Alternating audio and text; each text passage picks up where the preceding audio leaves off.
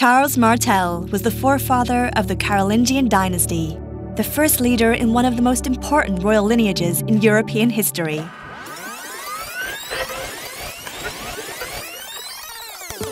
He was born around 689 in the castle of Herstal in modern-day Belgium, the illegitimate son of Pepin II, minister to the Frankish king Theodoric III.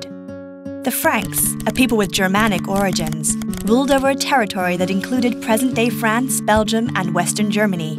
Their territory was divided into various kingdoms, governed by ministers called mayors of the palace. Officially, they were subject to the king's rule, but in reality, they governed with full power and could pass their titles on to their own descendants. Charles's father, Pepin II, was mayor of the palace of both Austrasia and Neustria.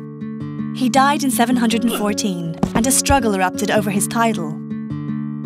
On one side, the title was claimed by his illegitimate son, Charles, and on the other, it was claimed by Pepin's grandson, Theodowald, who was only 6, but backed by his grandmother, Plectrude. Plectrude had Charles imprisoned, and Theodowald placed on the throne.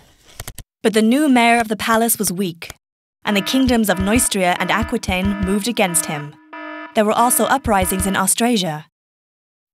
In 715, Charles recovered his freedom and led the Austrasia rebels against Theodowald. 2 years later, Charles replaced Theodowald on the throne.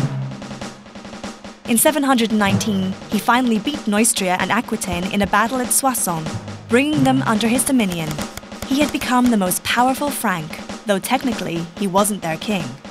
In 732, Arabs who had established garrisons in Spain in 711 sacked and plundered Aquitaine. The Duke of Aquitaine asked Charles for help. Charles fought the Arabs at Poitiers on October 17, 732. Although outnumbered, the Franks won. The victory earned Charles the nickname Martel, which some scholars attribute to Martellus, Latin for hammer, while others attribute to Little Mars, the Roman god of war.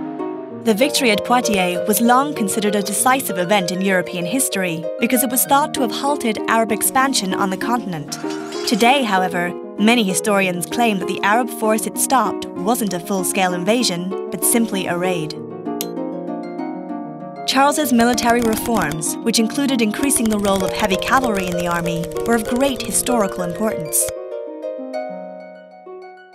In order to create a new class of mounted soldiers, Charles confiscated ecclesiastical property and gave it to men he trusted, on the condition that they keep a war horse and provide military service to the mayor of the palace. In this way, Charles established the foundations for the feudal system that would remain in use in Europe for centuries. Charles died at Quierzy-sur-Oise on October 22, 741. 10 years later, his son Pepin became king, officially inaugurating the Carolingian dynasty. His grandson Charlemagne reunited Europe, founding the Holy Roman Empire.